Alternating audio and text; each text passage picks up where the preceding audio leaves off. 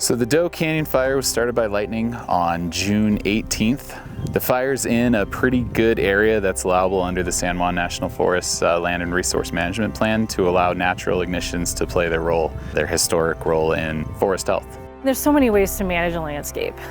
If you use fire, to me, that's the most natural way to do it. We're using it as a benefit for the forest. It's really the right time, the right place, and the right conditions to manage this fire appropriately with the right amount of resources and really doing nothing but good on the landscape.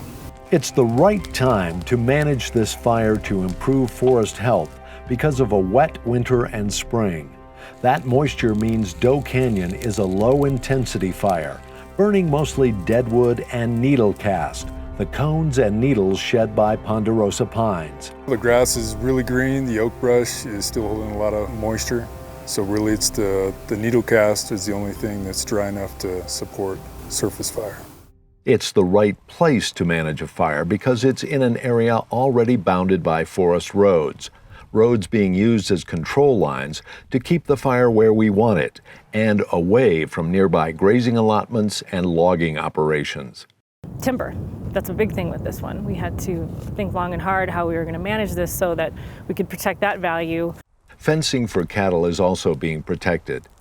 The fire has been fully suppressed in other areas to keep it from impacting recreation on the Dolores River. The right resources are also being used here, including wildland fire modules, which are small, specialized firefighting teams. One of those teams uses drones, and it's a safer, more effective way to fight fire. If a picture is worth 1,000 words, real-time video is invaluable. We can see what the fire behavior is actually doing.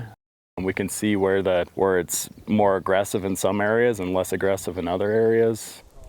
A big concern on any fire is embers floating across control lines and causing spot fires. And it's hard to see in the smoke. With the UAS, we have an infrared camera attached to it, and it's able to pick up the heat signatures. This drone can also help burn out pockets of fuel from the air, dropping ping pong balls filled with a chemical mixture which ignites on the ground. It's usually done with people in helicopters, a dangerous job. Having an unmanned aerial system do the aerial ignition for us, it's cheaper than a helicopter and it's safer than a helicopter. If anything went wrong, what we lost was just the aerial system as opposed to loss of life. In decades past, a small, low-intensity fire like this would have been completely stamped out right away. The fires that are low intensity are very easy to suppress. However, that's what we've been doing for the past about 100 years. The issue becomes when you keep suppressing low intensity fires, you keep all that fuel still there. And so when you have super hot, dry, windy conditions and you have an ignition, it goes to the canopy and causes active crown fire. Crown fires are severe, destructive, and produce unhealthy levels of smoke, often for weeks at a time. They pose a high risk to the public and firefighters. We make every effort to engage those fires within reason, and we all accept some of those risks, but the risks are higher when the fire is more active.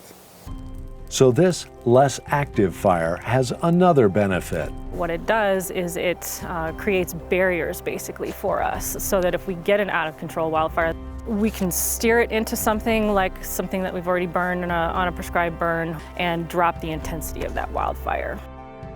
When crown fires become ground fires, firefighters can safely attack, bringing a quicker end to the destruction and the smoke.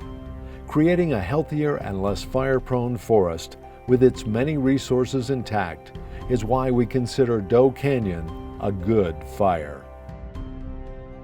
I'm very passionate about wildland fire and its role in the ecosystem. I've seen the benefits firsthand in the ponderosa pine ecosystem. We're just helping ourselves in the future. Again, we're reducing hazardous fuels, we're reducing the likelihood of catastrophic large fires that do more destruction than good. We are getting results. We're getting positive results by doing what we're doing.